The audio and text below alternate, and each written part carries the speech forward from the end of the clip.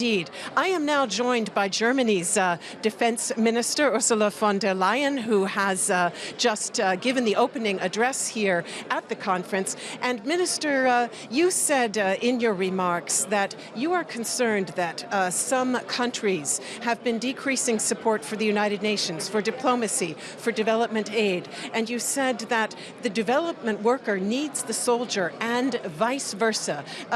One might conclude that you were sending a message across the Atlantic with your remarks. Well, I think we need a pact of comprehensive security because we know one cannot be without the other. There is no security without stabilization, reconciliation, and economic development. Yes, I want to send a message over the Atlantic, but at the same time, I want to send a message to ourselves. Us, the Europeans, we have to get better organized what the military means are concerned. So we have to be more effective, we have to invest more. On the other side, we know that we need the second leg, which is the economic development desperately. The funding of the United Nations is so important, and none of us is able to solve problems on its own, so all of us have to work towards those two goals, that is security and economic development. How concerned are you that the United States is taking a too militarily driven approach to security? Are you worried about a kind of a division of responsibility where the U.S. does all the hard stuff and Europe the soft? I was very clear that I said there can't be a work share.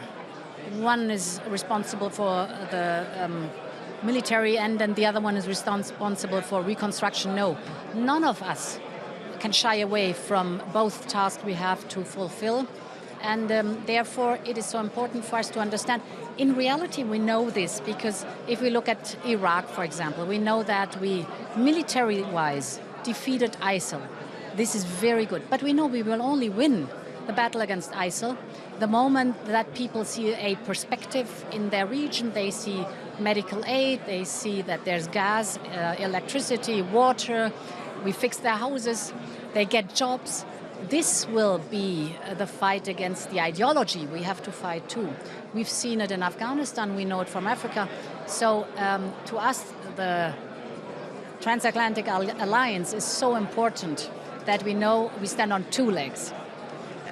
When we talk about messages across the Atlantic, certainly a message from the other side to Europe has been take more responsibility. Now, there's been a lot of talk here about PESCO, permanent structured cooperation, the new initiative in Europe to try to integrate defense and security, but it's essentially still in its absolute infancy. You're talking the talk, but when will Europe really walk the walk on this?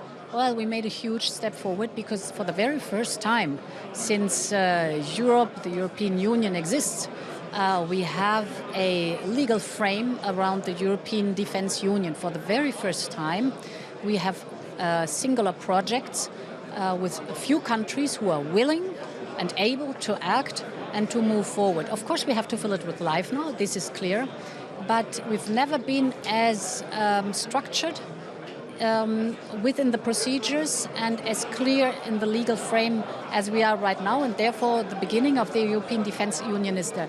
What is important for me is it's no competition to NATO. It's complementary. NATO will always be collective defence. But there are other tasks. If I just look at Africa, for example, there are other tasks where Europe is needed. And up to a few months, Europe wasn't able to act at all because we didn't have neither the procedures nor the structures. Now we are establishing those with a military command, with the European Defence Fund, just to name some examples, so that we are able to act for our own security too. Very brief last question on Germany. You've said Germany is ready to do more, it's ready to take responsibility, but you don't have that 2% goal in the new coalition agreement.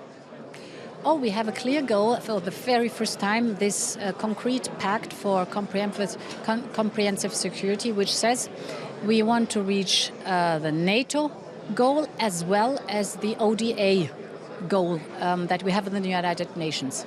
And as I know that we will have to invest billions in the ODA quota, development assistance, I do know that there will be billions for the defense too, because we said we're going to raise the budgets one by one on an equal way. So for the very first time, we have a very hard agreement. Thank you very much, Defense Minister von der Leyen.